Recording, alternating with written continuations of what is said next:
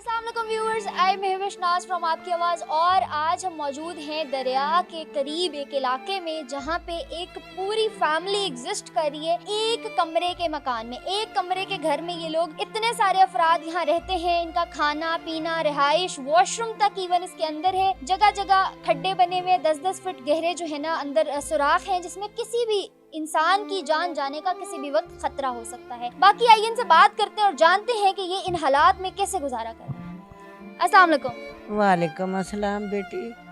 क्या हाल है आपका, क्या नाम है? मेरा पुत्र, मेरा नाम नूर बक्की है। नूर बकी, मुझे ये बताएं कि ये एक कमरे का जो मकान है इसमें कितने वक्त से रह रही हैं आप? मेरा पुत्र, मैनू तो काफी अरसा हो गया, कितना अरसा तकरीबन? करीबन मैनू इत्थे 6-7 साल हो चले ने। 6-7 साल। और कितने अफराद रह रहे हैं आप लोग यहाँ पे? बेटी 3 शोहर किधर है आपके? फौत हो चुका है। बच्चे कितने हैं? ਬੱਚੇ ਮੇਰੇ ਤਾਂ ਇਹ ਫਿਲਹਾਲ ਤਾਂ ਮੈਂ ਜਿਨ੍ਹਾਂ ਦੇ ਨਾਲ ਰਹਿ ਰਹੀ ਹਾਂ ਮੈਂ ਉਹਨਾਂ ਦਾ ਨਾਮ ਲਵਾਂਗੀ। टोटल कितने? ਟੋਟਲ 4 ਬੇਟੀਆਂ, 1 ਬੇਟਾ। बेटा किधर है? ਬੇਟੇ ਨੇ ਉਹਦੀ ਪਹਿਲੀ ਬੀਵੀ ਮਰੀ ਹੋਈ ਹੈ ਤੇ ਉਹਨੇ ਹੋਰ ਬੀਵੀ ਕੀਤੀ ਹੋਈ ਹੈ, ਉਹ ਕਿਤੇ ਜਾ ਰਿਹਾ ਹੈ ਹੋਰ ਪਾਸੇ। और साइड पे चला गया है। और बेटियां चारों ਉਹ ਵੀ ਆਪੋ ਆਪਣੇ ਘਰਾਂ ਵਾਲੀਆਂ ਨੇ। शादीशुदा है सारी? ਇਹ ਚੌਥੀ ਹੈ ਵੇ।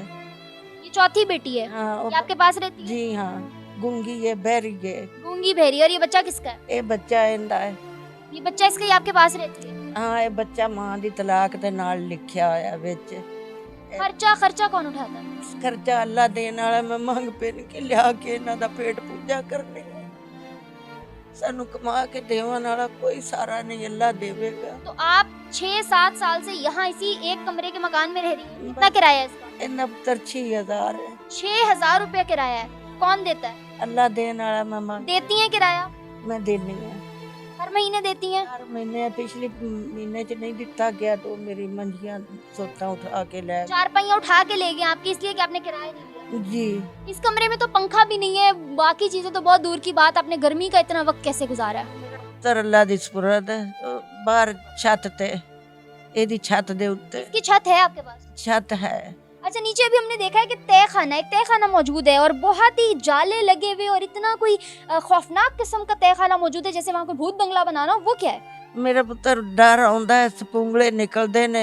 अल्लाह दी सुपुर्द ओ गटर दे विच ना मैं बोतलें फसाईयां होईयां ने। अच्छा, ये आपका बाथरूम बिल्कुल साथ ही है, जो कि इतनी ज्यादा साथ आपके बर्तन पड़े हुए, आप लोग देख सकते हैं साथ आपके बर्तन पड़े हुए, साथ आपका वॉशरूम है। तो ये इतनी ज्यादा गंदगी, गलाजत और वो सारी चीजें अफेक्ट, मतलब सेहत के लिए बहुत मजर। मजबूरी पुत्र, मजबूरी। सोने के लिए अभी मैं यहाँ जो देख सक रही हूँ व्यूवर्स, वो सिर्फ यही है कि ये जो है ना इनकी चटाई और कोई ऐसा चीज़ मौजूद नहीं है। सिर्फ एक चटाई है और एक ये छोटा सा गद्दा जिस पे बामुश्किल 2 लोग सिर्फ बैठ सकते हैं। मुझे ये बताएं कि इसके अलावा आपके पास यहाँ रिहाइशगाह करने के लिए या सोने के लिए कोई बिस्तर, सर्दी गर्मी ढांपने के लिए कुछ नहीं है? कुछ नहीं मेरा पुत्र, कुछ नहीं। बस ये माँ बेटे हैं ते मैं, मेरी अल्लाह दी जात है और कुछ नहीं। कुछ नहीं मेरा पुत्र। अल्लाह साडा वसीला बनेगा, तुसी बन जाओ। अल्लाह ताला तुहानू हिम्मत देवे। आप परेशान मत हो। आप लोग देख सकते हैं कि इस कमरे की हालत कितनी ख़राब है। जाले यहाँ लगे हुए हैं, ऐसे लगता है जैसे बरसों पहले यहाँ शायद कोई रहने आया था, शायद कोई रहने आया था। जगह जगह से ये कमरा टूटा हुआ है। इतने इतने गहरे इसमें जो है खड्डे मौजूद हैं, जिनके नीचे से जो है पता नहीं मेरे जैसा इंसान या शायद कोई भी इंसान एग्जिस्ट नहीं कर सकता। पता नहीं ये खातून कैसे यहाँ रह रही हैं। अल्लाह ताला ने इनको इतनी हिम्मत नवाजी है। अगर हालात ऐसे दिए हैं तो हिम्मत भी साथ में दी है। वॉशरूम साथ में, किचन, बगैर किसी दीवार, बगैर किसी पर्दे के एक ये जो है ना मेरे ख्याल से 2 गार्डर हैं, 2 टियर गार्डर का मकान है इनके पास, जहाँ वॉशरूम, किचन और ये इनके पास टोटल सामान ये है जिसमें ये लोग गुजारा कर रहे हैं। ये खास तौर पे उन लोगों को दिखाने के लिए जो इतने बड़े बड़े महलों में रहकर भी खुश नहीं है। इतने बड़े बड़े महलों में रहने के बावजूद भी उनके शिकवे खुदा से ख़त्म नहीं होते। ये उन लोगों को दिखाने के लिए है कि शुक्रगुजारी इसको। अच्छा माँ जी, मुझे ये बताएं कि ये जो सारा कुछ हुआ है इसके मतलब आप जो जिस हाल में रह रही हैं, आपके बेटे को कभी इस चीज़ की खबर हुई है? बेटा उन्हें सारा कुछ पता है।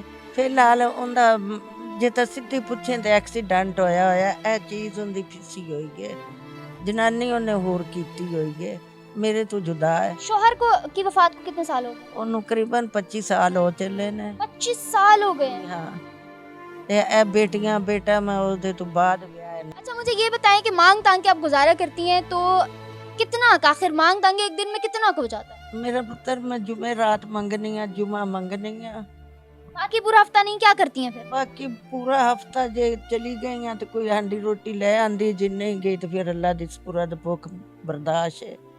मुझे ये बताएं कि काम वगैरह मतलब सेहतियाब हैं, इस काबिल हैं कि काम वगैरह कर सके, लोगों के घर में काम करती हैं? पुत्र मैं नहीं कर सकती, मेरी बुढ़ी जान है ना, मैं बह सकनी है, मैंने पट्ठियां दी हर। तो ये आपकी बेटी जो है इसको कोई किसी काम पे लगाएं। मेरा पुत्र एदी है टांग नहीं काम करती, ए टांगे दी डिंगी लगी हुई है, एक्सीडेंट होया।